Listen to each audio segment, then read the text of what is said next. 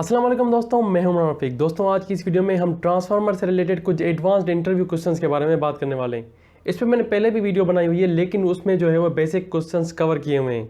इस वीडियो में हम एडवांस क्वेश्चंस के बारे में बात करेंगे। ये क्वेश्चन जो है वो इंटरव्यू से रिलेटेड ही होंगे, लेकिन ये एडवांस क्वेश्चन है जो कि पहली वीडियो में बताए हुए हैं। उससे ये एडवांस क्वेश्चन है, उससे ये अलग क्वेश्चन है। इन क्वेश्चंस के बारे में मैंने एक डिटेल वीडियो भी बनाई हुई है, जो आपको आई बटन में या नीचे डिस्क्रिप्शन में मिल जाएगी। अलग अलग टॉपिक के हिसाब से अलग अलग वीडियोस बनाई हुई हैं, आप वो देख सकते हैं। लेकिन इंटरव्यू से रिलेटेड अगर आपको जो है वो सिर्फ आंसर जानना है, तो आप ये वीडियो जो है वो पूरी देखिएगा। वीडियो को लाइक एंड चैनल को सब्सक्राइब भी कर दें।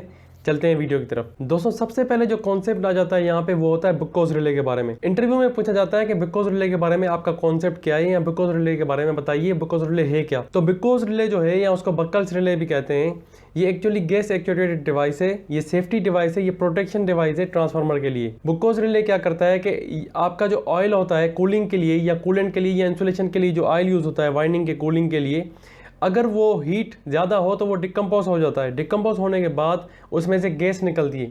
वो गैस अपर डायरेक्शन में जाती है।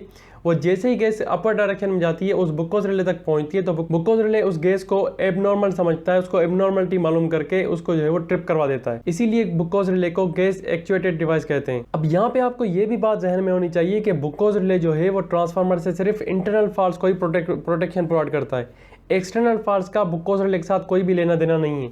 तो ट्रांसफार्मर में जो भी इंटरनल फॉल्ट्स होते हैं, बुक्कोज रिले सिर्फ उनसे प्रोटेक्शन प्रोवाइड करता है। दोस्तों, बक्कल्स रिले पे मैंने पहले भी एक वीडियो बनाई हुई है। अगर आपको डिटेल में जानना है कि बक्कल्स रिले जो है वो किस तरह से काम करती है, तो आपको वो वीडियो आई बटन में या नीचे डिस्क्रिप्शन में मिल जाएगी। दोस्तों, उसके बाद क्वेश्चन पूछा जाता है कि ट्रांसफार्मर के जो लॉसेस हैं वो केवीए में क्यों होते हैं।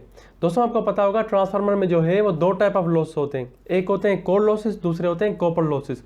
अब कोर लॉसेस डिपेंड करते हैं वोल्टेज पे, इनको कांस्टेंट लॉसेस भी कहा जाता है। और कॉपर लॉसेस जो है वो करंट पे डिपेंड करते हैं, यानी कि V और A वोल्टेज एंड करंट। इसलिए उनकी जो है वो अकाउंटेंट जो है, इनका जो रेटिंग काउंट होती है वो KVA में होती है। अगर ट्रांसफार्मर छोटा है तो उनको VA में काउंट करेंगे, अगर बड़ा है तो KVA, और अगर ज़्यादा बड़ा है तो MVA में। पर मेन चीज़ ये है कि ट्रांसफार्मर के जो लॉसेस हैं वो VA में ही होते हैं, क्योंकि वोल्टेज एंड करंट पे डिपेंड करते हैं। तो वोल्टेज एंड करंट का वो V और A ही निकलता है। और अगर ट्रांसफार्मर बड़ा हो तो KVA, और ज़्यादा बड़ा हो तो MVA। लेकिन यहाँ पे पावर फैक्टर का कोई भी कॉन्सेप्ट नहीं होता, इसलिए इनके लॉसेज जो है वो किलोवाट में नहीं आते।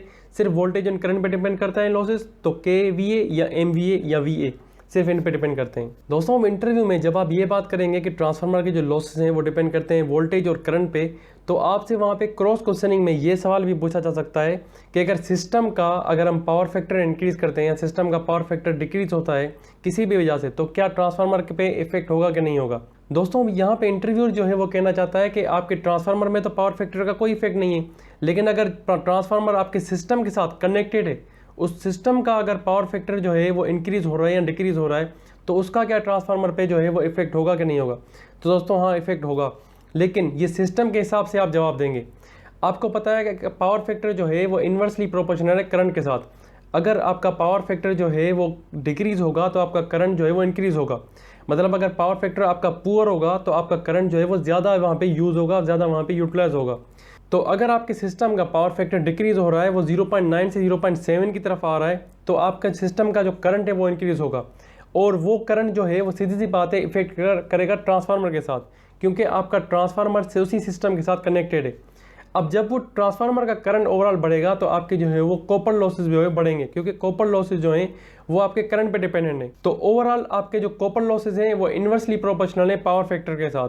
अगर आपका पावर फैक्टर डिक्रीज होगा, यानी कि पावर फैक्टर पुअर होगा, तो आपके जो है वो कॉपर लॉसेस भी पढ़ेंगे। दोस्तों, ट्रांसफार्मर से रिलेटेड इंटरव्यू में ये भी क्वेश्चन पूछा जाता है कि आप ट्रांसफार्मर में इंसुलेशन कौन से टाइप की करते हैं, कौन से मटेरियल की इंसुलेशन वहाँ पे होती है। तो वहाँ पे जो लेमिनेशन की जाती है, जो इंसुलेशन की जाती है, वो होती है सिलिकॉन स्टील लेमिनेशन।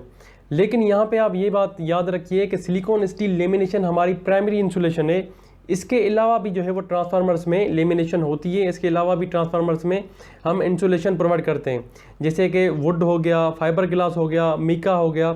तो इन चीज़ों से भी हम ट्रांसफार्मर्स में, कुछ ट्रांसफार्मर्स में या मेजॉरिटी ऑफ ट्रांसफार्मर्स में हम ये भी इंसुलेशन प्रोवाइड करते हैं। सिलिकॉन स्टील लेमिनेशन जो है वो हमारी प्राइमरी इंसुलेशन है, ये तो हम करते ही करते हैं, लेकिन इसके अलावा भी हम इंसुलेशन कुछ प्रोवाइड करते हैं।